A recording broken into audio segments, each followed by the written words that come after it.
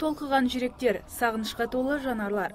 Шараға Шәмші ағаның бейнесін, сызылтып салған әуенін сағынғандар жиналды. Гүл шоқтарын қойып, аруағына тағзым етті.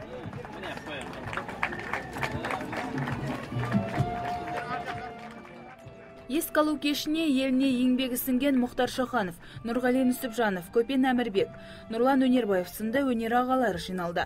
Сонымен қатар қазақ өнерінің дамуына үлес қосқан үшін Қайрат Нұртас пен Заттыбек Көпбосынұлының есімі Жұлдыздар аллеясына жазылып, куәліктер табыс етілді. Бұндай құрмет бүкіл елдің көңіл аударып, осы өнерімізді бағалап, осына оңтүстік майталмандарының құрметті тақтасына ілуі, бұл әрине мен үшін үлкен қуаныш. Бұл деген менің еңбегімді ел елегені. Бұдан кейін де осы елге еңбек сіңіріп жүрген өнер майталмандары, осындай құрметке лайық азаматтар, осындай құрметті тақтаға, тарихқа қала берсін деген тілектестігімді білдіремін. Осымен 6-шы рет жалғасын тапқан шара аясында ән падишасының 40-қа тарта туындылары орындалды. Театр әртістері әуезді әндерді сахналық қойылымдармен үйлестіре біліп, өнер иесін көз алдымызға келтірді. Ал Шәмші ағаның теңдессіз туындыларын орындау жас өнерпаздар үшін үлкен мәртебе. Бұл кеште біз Мұхтар Шахановтың сөзінен жазылған Шәмші ағамыздың әні, Өмір өзенінің әнін орындадық. Керемет шықты. Барлық халық дәмі риза. Бұл концертке шығу бізге арман, көп әншілер шыға алмай қалды. Керемет шықтық, қуанышымызда шек жоқ. Ол кісінің әндерін орындау біз үшін ең үлкен мәртебе. Қазіргі заманда Шәмші ағамыз сияқты композиторлардың жоқтың қасы. Өте ерекше сезімде болдық. Өте қуаныштымыз. Әр әуенін жүрекпен тыңдап, көңілмен сезінген жұртшылық кештен айрықша әсер алып қайтты. Шәмші әуеніндегі халыққа деген, елге деген, елімізге деген махаббат пен қуаныш ол бәріміздің жүрегімде. Сондықтан да Шәмші әлемі деген әлем керемет. Ал өтіп жатқан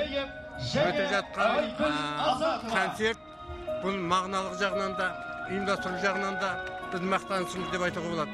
Қазақстанда осындай керемет әндер айтыла берсін, мемлекетіміз өркейе берсін, өсе берсін. Қазақ өнерінің дамуына өлшеусіз үлес қосқан. Еліміздің қазіргі әнұраны авторының көзін көргендер сахна төрінде өнер ағасының әнін сағына шырқады.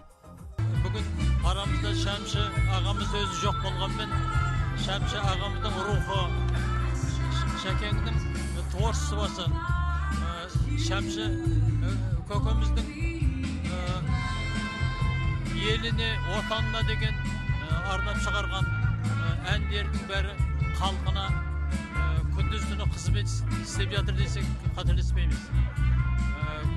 Шәмші ағамыздың творчествосы туралы біраз ертеліктер, документальный кино, көп кітаптар жарыққа шығып жатыр.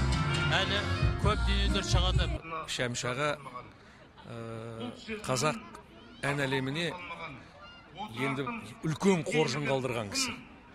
Сосын бұл кісінің әлі жарыққа шықпай жатқан талай әні бар. Жаңа интервьюінде айтып жатыр ғой, Ақмаңдайлыммен екі аралықта әндер жазылып жатты ғой деп. Міне сол жазылып жатты ғой деген сөздің астарында Шәмші ағаның әлі талай әні бар. Біз естімеген әндері де бар. Оның бәрі келер күндердің, алдағы уақыттардың еншісінде деп ойлаймын.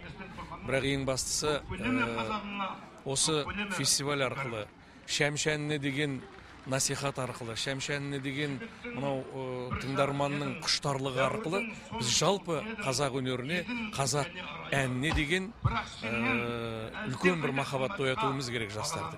Қазақ вальсы королінің туындылары алғашқы ноталардан ақ бойдағы қанды туылады, патриоттық сезімді артырып, жүрек пернелерді дөп басады. Шәмші әндерінің өміршеңдігі ерекшелігінің сыры да осында. Оның бірден бір себебі бүгінгі өткізіп жатқан ауқымды шара. Қазақ елі барда Шәмшінің әндері мәңгі жасай бермек. Таңшолпан Шамбай, Талғат Қырықсалиев, ТВК телеарнасы.